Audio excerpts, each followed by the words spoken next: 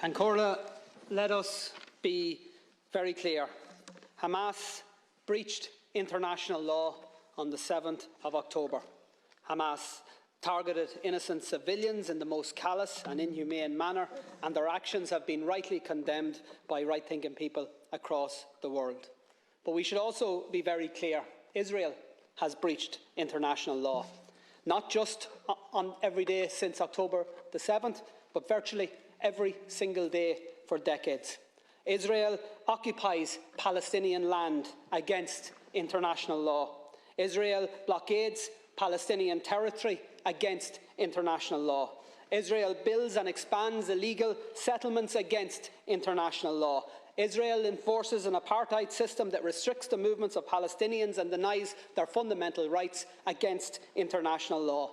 And Israel regularly and systematically attacks and kills Palestinian civilians against international law. So the question that must be answered by all of us in political life is this: how does the world respond to flagrant abuses of international law? When it comes to the horrendous war crimes of Hamas, the response was very clear and very consistent. World leaders queued up to say Israel has the right to defend itself. One after another repeated the words, the great and the good, including our government: Israel has the right to defend itself. Repeated in statement after statement, tweet after tweet, despite the full knowledge that those words have become contaminated. The words "Israel has the right to defend itself" means in practice that Israel takes that right as licence to bombard civilians, to bomb schools, hospitals and other civilian infrastructure. And it has now been taken as licence to enforce the displacement of 1 million people from one end of an open-air prison to another, to deny food, energy, medical supplies to a besieged civilian population, to actually deny them water, to ensure that children, the sick, the disabled, the elderly will literally die of thirst. Israel has the right to defend itself has now become cover for Israel has the right to commit genocide right in front of our eyes. How come we never hear the words "Palestine has the right to defend itself"? Not when a humanitarian flotilla bringing essential supplies to Gaza is met with a military assault and the murder by Israel of 9 unarmed activists. Not when Palestinians march in peaceful protest against a legal blockade and are met again with a military assault and the murder of 300 of them.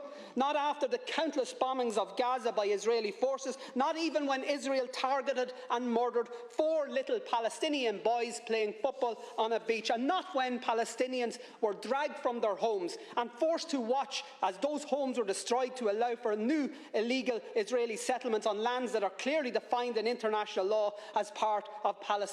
And not after the countless offensive attacks by Israel against the people of Gaza or the West Bank have we or heard anybody in this House or any Western leader utter the words "Palestine has the right to defend itself." And why not? And by the way, I'm not asking you to say those words, and in fact it's just as well you don't, because we all know that the people of Palestine can't defend themselves. Not against one of the most powerful military forces in the world that is backed up by even more powerful military forces. The truth is that the people of Palestine, just like the innocent people of Israel, don't need the international community to tell them that their leaders have the right to inflict more bombings, more pain, more suffering. They need the international community to say stop, to say release the hostages, to say stop the bombings, the siege, the slaughter. They need the international community to tell Israel to stop the blockade, stop the apartheid, stop the annexation, to stop the genocide. And they need countries, Taoiseach, to lead the way. And Ireland should be one of those countries that leads the way. We know colonialism, we know oppression, we know conflict, but we also know conflict resolution. We know peace building, we know nation building.